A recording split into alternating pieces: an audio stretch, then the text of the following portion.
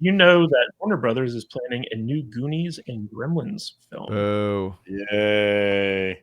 Well, You do realize that this news comes out like every 5 months, right? For the last 35 years. I do, but I'm not even joking. There's a few more things that I want to kind of tack onto the discussion of this that I thought were kind of interesting. But basically, these are not reboots. These are actually sequels to the movies we all know and love. So the Goonies would be like the kids in the Goonies are all grown up and they have their own kids who are going on an adventure and stuff like that. Yeah. And then the Gremlins would be a sequel to, I guess, Gremlins 2. But the interesting thing here is that there's this Deadline article that kind of like spilled the beans about these two projects being in development. But it's actually a very interesting article, and you guys can check it out because it's linked in the description if you want to do your own homework. But this article really kind of goes in depth into how Warner Brothers is kind of revamping their strategy for 2025 in terms of like what projects they're developing and what they're releasing.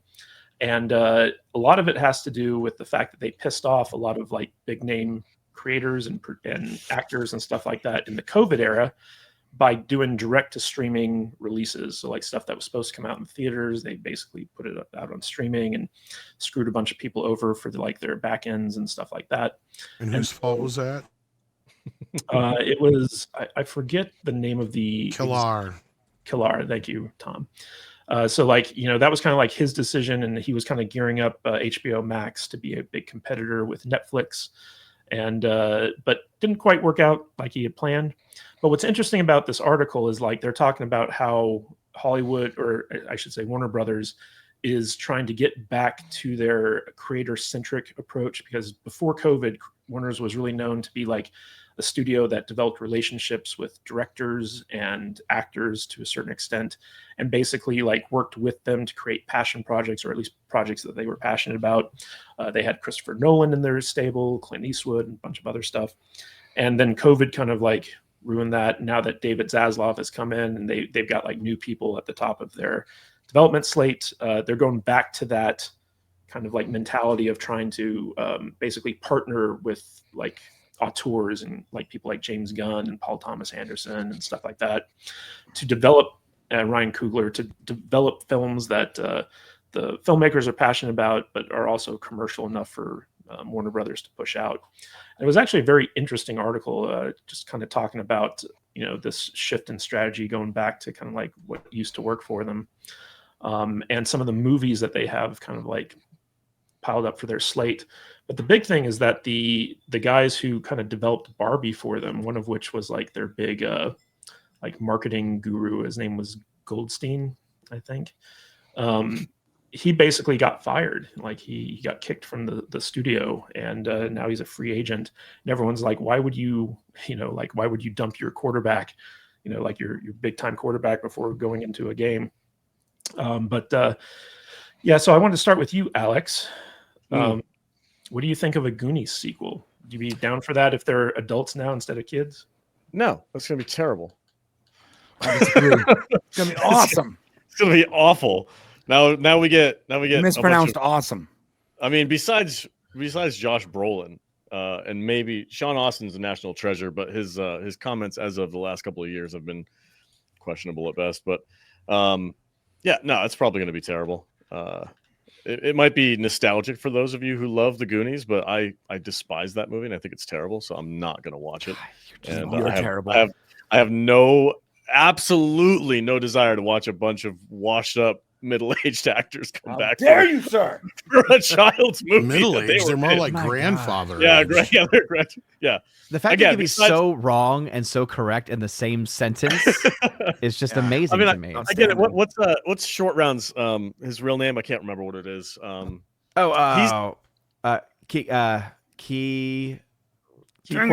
Ki Hu Kwan. Yes, thank you. I'm happy to see him get like a resurgence in his career, because I think he's a pretty genuinely solid person. I've seen comments and interviews with him. He just seems like he's happy to be there. You know what I mean?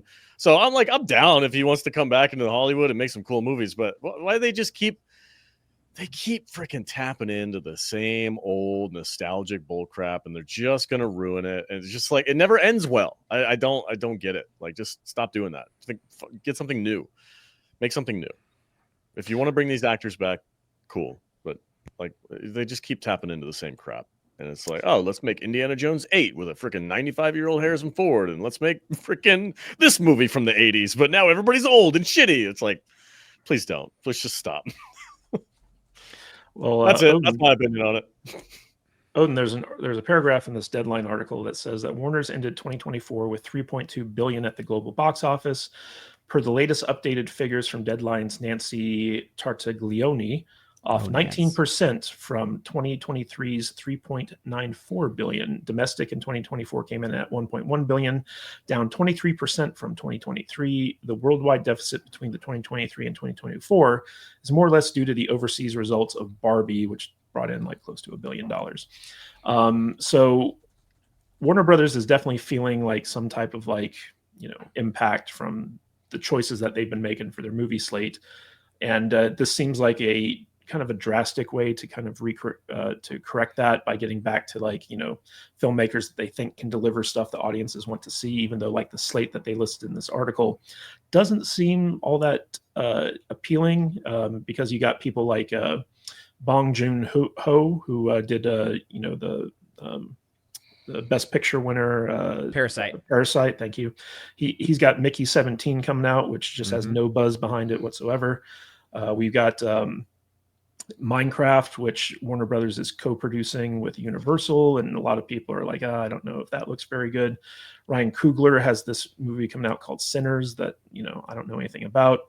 Then you have F1 with Brad Pitt, but that seems to be more focused on the European audience. You have James Gunn's Superman, which seems to be the biggest one here. An untitled Paul Thomas Anderson picture. Maggie Gyllenhaal, who I didn't even know was a director. She's making a movie called The Bride, which is like $100 million film that's in turnaround from Netflix that they acquired. There's just a lot of stuff on here that doesn't seem like super interesting, at least to me. Do you think that Warner Brothers getting back to the auteur-centric strategy that they had pre-COVID is going to be a winner for them? It's hard to say, because the issue I always have whenever a studio tries to list off like, oh, we made X amount of dollars globally at the box office, is that it leaves out a major factor of, okay, that's not accounting for our spending on the actual project and on the fact that you don't get 100% of those box office receipts. So whereas they in 2024, they definitely had some films that did fine. They also had the likes of Furiosa, a Mad Max saga film, which just didn't do much of anything. You also had Joker 2, which was one of the biggest flops of the year as well. And so, whereas I do think they probably ended up making some of that back theatrically, because you also had the likes of Godzilla, which on paper were not that successful, but because of their deal with China, specifically through Legendary and the China's influence with that. All we know so for those that don't know, China takes takes 75% of the box office receipts from Western films that get released over there. So it's actually a really bad investment, because yes, your global total might get higher, but your return is garbage. And so basically the mindset was that because Legendary's involvement and Legendary had been bought, or at least had major investment from Chinese firms, that their percentage would actually be their take from the box office would be better. But all we knew, and the only thing that was ever said by an executive from that company, was it's better than 25%. It's like, okay, but does that mean it's 30%? Does that mean it's 40%? We really just don't know. They never told us the exact number there. But even with all that being taken into account, I don't think this return is necessarily going to be a big win for them, because it sounds like they're still spending a lot of money. Again, $100 million for a Maggie Gyllenhaal directed movie? I don't get that. That doesn't make any sense to me. I mean, it's awesome that they're spending money on people that are mentally challenged. I mean, and then also, like, I know people are excited for Superman, but there is no guarantee with that film either. I mean, we really just don't know what that film is going to do. I mean, it could do as well as doing $800+ million. It could also end up crapping out at like $500 to $600 million, right? We just really don't know at this point what that kind of movie is going to do. So it's hard to say. It's a little too early to tell. I will say this much, though. I'm looking forward to Mickey 17. So I know you said there's not a lot of buzz around it, but I'm buzzworthy towards it. I mean, like, it should be a good movie because, the guy who's behind it, but I don't think Robert Pattinson has like a big enough male fan base to like want to watch that movie, and it's not romance, so the female fan base that he has might not show up. And plus, it's been delayed multiple times, and nobody really knows what the movie's about. The And it's trailers have been boring. kind of lackluster, yeah. So I don't know. It might be one of those passion projects that the studio. It's not going to do releases. well. I mean, its budget is ranged between 80 and 150 million dollars, so I don't think it's going to make money. But I'm excited for it. I think it's going to be good. Yeah. Well, a good thing is you get to see Robert Pattinson die over and over again. That sounds amazing. I'm A watching lot this of movie. people who grew up with Twilight would know that was on all the time. yes. I wish he died, and now I get to see it. Now, if that's what the movie's about, I can't. I'm going to be there opening night. Oh yeah. So real quick before I move on to Tom, Odin, what do you think the box office for Captain America: Brave New World is going to be? Oh, goodness. Worldwide, I think that you could potentially see it range from being generous, and this is still too early to tell. So I think between 4 and 750 million. So if it ends up being a massive flop, I think it'll still low end be 400 million ish worldwide. And then I think even that the best case scenario for the film would be 750, 800. It's not going to get anywhere close to the money it needs to make to break even. So it's going to be the biggest flop, or one of the biggest flops of the year for sure. Well, I saw the final trailer for it, and it's obvious that Disney does not know how to market this movie. There's just like no one's excited for this film. No one. So, Except us. We get to break into it. that's right. We get to get YouTube monies off of that movie. Yes. Speaking of YouTube monies, Tom Connors Jr., I want to ask you. So basically, Warner Brothers fired their worldwide marketing president, Josh Goldstein, and their international theatrical distribution president, Andrew Cripps, in advance of this new strategy of theirs. And a lot of people are saying, like, these are the guys that brought them Barbie, and they can't understand why they would let these guys go. You mentioned before that, there's always these rumors of like, oh, we're getting a new Goonies, oh, we're getting new Gremlins. But it does seem like Warner Brothers is kind of like trying to see like, okay, what type of assets do we have available to us and how can we start using them to actually make money? What's your take on the behind the scenes executive shakeup and how that relates to their current strategy? Well, when it comes to Goonies and Gremlins, these are always on their development slate because they're two of the most popular franchises they have, along with Beetlejuice. That's why we got Beetlejuice. And that's probably why they're considering it again. And they've had Chris Columbus working on sequels for years. And the problem with that is for Gremlins, he wrote the first script, but after that, they took it over, and his original version wasn't what we come to know as Gremlins. As far as Goonies goes, like, I think that ship has sailed years ago. One-Eye Willie is long gone. I mean, what are we going to do? Sit there and watch the grandkids with the grandparents running around? I really don't see. And if you just get a new set of kids in the Goondocks, then it's no different than a straight-to-video sequel or remake, right? So at that point, neither one of those are going to really work probably. Gremlins has a little bit more potential, but when 2/3 of your cast is dead when it comes to Gremlins, what are you going to do? It's going to basically end up being a reboot of some sorts. And at this point, what do? Do you make a sequel to the first movie or the second movie? Because the second movie is a way different film than the first movie was. All those things aside, though, they're always constantly in development. Seriously, Google it. Every few months, there's an announcement. In fact, Corey Feldman come out again and said, here we are 4 months later having to say, no, there is no Goonies 2 yet, or at least we haven't heard anything about it. Because it's in development. Development doesn't mean shit. A movie can be in production, in pre-production, and still get pulled from the schedule. Look at what happened to Superman Lives, right? There's a great example of that. Film was literally days away from shooting, or the Justice League film that was days away from shooting with George Miller.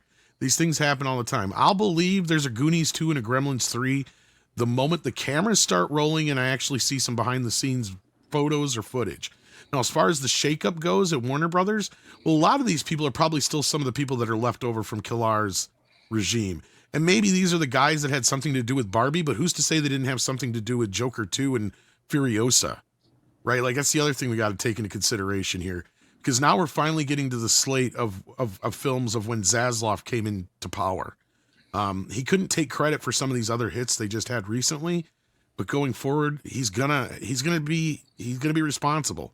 So it's all falling on his shoulders and James Gunn's lap as far as Superman goes.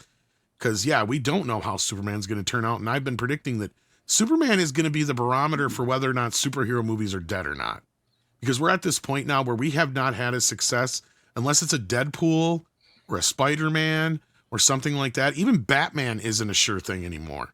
And that's what I kept trying to tell people about the Pattinson Batman film, was that, yeah, the studio saw that the audience was willing to move on from Ben Affleck as Batman, but the Batman should have made $1 billion. Easily, When the yeah. Joker made $1 billion, there's no excuse for the Batman not, and you can throw whatever excuse you want out there. It's 3 hours long. It's this, it's that, it's the other. No, it should have made $1 billion, and it didn't. So we're at this point now where you've got 3 movies coming from Marvel this year, and if they're lucky, one of them might be a hit. And Superman is poised to be the biggest opening of the year, but that doesn't mean it's going to be the biggest film of the year. So right now, Warner Brothers is in a shaky ground. Everybody's in shaky ground in Hollywood. They've got to find new footing. They can't rely on the superhero films so much going forward, and they need to try and find whatever the next new thing is. And the sad part is they got to start from square one, and I've been saying this for a while. They got to reestablish the movie star, and then once they reestablish the movie star, then the rest of the work begins. And then you got to start finding good stories again, build your own IPs and franchises, because that's the other problem, is they've gotten way too reliant on IPs and franchises. And that's another reason why I'm sitting here looking at Gremlins and Goonies going, are you friggin' retarded? Beetlejuice was an exception to the rules. That was something that the audience, like Top Gun 2, has wanted for so long that they finally got, right? For better or for worse. You start doing that with Goonies and Gremlins, it's not going to work out so well. There's a reason why we haven't had a sequel to those movies in 35, 40 years. Well, Tom, you know what else didn't work out so well, and I want to throw this to Reaper, is The Flash. And recently on a podcast, director Andy Muschietti kind of talked about his thoughts about why his Flash movie failed. And it kind of goes hand in hand with what we were talking about with Warner Brothers, where basically Warner Brothers has this thing called like the 4 quadrants, right? And that's like 4 quadrants of the audience. You have young males, older males, young women, older women. And in order for a movie to be a broad success, it needs to appeal to all 4 of those quadrants. And Muschietti said that basically women over 25 and women under 25 didn't show up for The Flash for whatever reason. And I hate to break his heart, but nobody showed up for The Flash. I want to get Reaper's take on this because basically what Andy Muschietti revealed in this podcast was that in personal conversations he had with people, that the Flash is not a character that people care about as much as, like, let's say Superman or Batman. It's ridiculous. And in addition to that, the women just didn't like Ezra Miller, So he had a lot of things going against him when he was doing this Flash movie. But in this interview, he seemed to forego a lot of other factors that led to this movie not being too good. What's your take on this? Well, it's very difficult for your film to be a success when your star is literally on the run for strangling a pregnant woman and attacking someone at a bar. Yeah, for real, dude. That's just one problem of the movie. It was just a disaster from start to finish. And besides, men overwhelmingly watch the superhero genre more than women do. And yet, saying that the Flash is not a character that people care about is just ridiculous because he's been a mainstay in the Justice League for decades. It's just, did he not watch his own movie? Have you seen the CGI in it? Where they put the babies in the microwave? It's like, I think that was there is a point where you talk to them and go, you need someone to make a film for you because you clearly don't understand what you're making. To be fair, he made that movie in 1996. I mean, putting babies in the microwave was just an Illuminati freaking signal. That was a Hollywood. They had to put that in there, otherwise somebody was going to die. Reaper. I think another big factor in the Flash's failure is that basically this movie, it was delayed multiple times, but it was clear that the Snyderverse was dead by the time this movie came out, and so there was no reason to invest in this character anymore. Because James Gunn had basically come out and said, like, yeah, we're moving on. So do you think that had anything to do with the fact that people just didn't care about the Flash? Oh, definitely. I mean, who wants to see the last breath of a dying body? I mean, that's the part you don't want to see. And it is funny how James Gunn said this film doesn't matter, but at the same time turned around and said, oh no, it's the best movie he's ever seen. which is clearly bullshit. Well, go He ahead. didn't get the cinematographer from Flash onto a Superman film, so he might actually believe it. Well, Brian, you and I, when we saw The Flash, we didn't think it was a bad movie necessarily, but it was definitely something that I feel was like mishandled and mistimed. But the crazy thing about what I took from this article with Andy Machete saying people don't care about The Flash, you and I were big fans of like the TV show The Flash, and people were like, Yep. they loved the TV show. They loved Grant Gustin. They were wondering why Grant Gustin wasn't the Flash in the movies and stuff like that. First So- like 3 seasons, but yeah. Yeah, first 3. Then it got really bad. But same is true of Arrow and all those other shows. That's true. Yeah. So like, what's your take on Machete's assertion that people just don't like the Flash? That's silly. The Flash is one of the most popular characters in DC. I mean, James Gunn can take a talking raccoon that 3 people have heard of and turn it into $1 billion movie. You're telling me you can't take the Flash and make money with it? That's insane.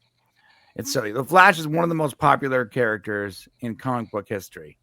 I'm not gonna say he's up there with the Batman or Superman, whatever, but he is close to that popularity. There's been movies and TV shows about the Flash since the 90s. He's a very popular character. That's a really silly statement. I think the problem with the movie was, he there was problems with the movie, of course, but also leading up to it, Ezra Miller was literally, like Reaper said, like literally a criminal. He was a fugitive. A fugitive from the law. I remember that story where he got pulled over by some cops, and he's pulling everything out of his pockets, and he pulls out a flash ring and he puts it on the hood. And he goes, that's very important. I need that. Yeah. And he goes, don't lose that. That's important to me. And I was like, oh God, this guy is our next Flash. Like, and it was so bad. Even normies knew that he was, losing his mind. My wife, who doesn't even follow this stuff, was like, isn't that the guy who's like beating up on chicks? I'm like, yeah, that's him. Oh. So, a lot of people didn't want to watch the movie simply because Ezra Miller. And you take into a lot of the other problems in the movie. The CGI was sort of crazy. Like, there was a lot of hate around the movie. Like, people couldn't look past some of these like glaring mistakes. I enjoyed it, but not everyone could. It is a harder one to adapt in the modern age, I would say, because it's going to need and it's going to use a lot of CGI. And that is something where there are definitely a lot of audience members out there that can either enjoy that or can, at least get past it. But I know there's also a segment where people are kind of getting tired of like just the over CGI fest type movies.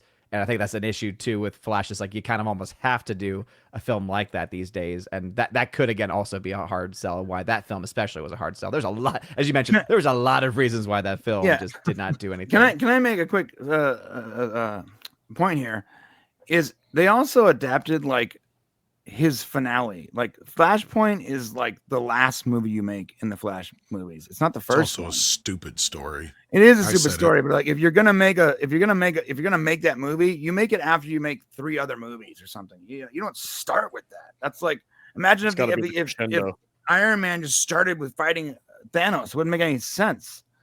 That's his last story. They picked the wrong story. The crazy thing to me is like the whole Flashpoint ending would have been the perfect segue to like create the Gun DC universe. Yeah. It's like like the ending of the Flash should have been like the start of the Gunniverse. 100%. I assume they were forced to do it. Like, we're forced to do it because we're changing. So we're going to use this to completely, it was initially set up to be a reboot, and then that's I wish I understood why they didn't do that either. It's because so odd. Because it was exactly what we were reporting it to be, and that was it was undoing the Snyderverse, and they were killing Superman, literally killing Superman as a baby, right? Like, and people didn't believe us at first. We're like, no, this is what's going to happen, guys. They're going to make it the Trinity of Batwoman, Supergirl, and Wonder Woman. And until Batgirl got canceled by Zazlov, that was the the path they were on. And that's one of the reasons why the Flash kept getting delayed, because they kept reworking it.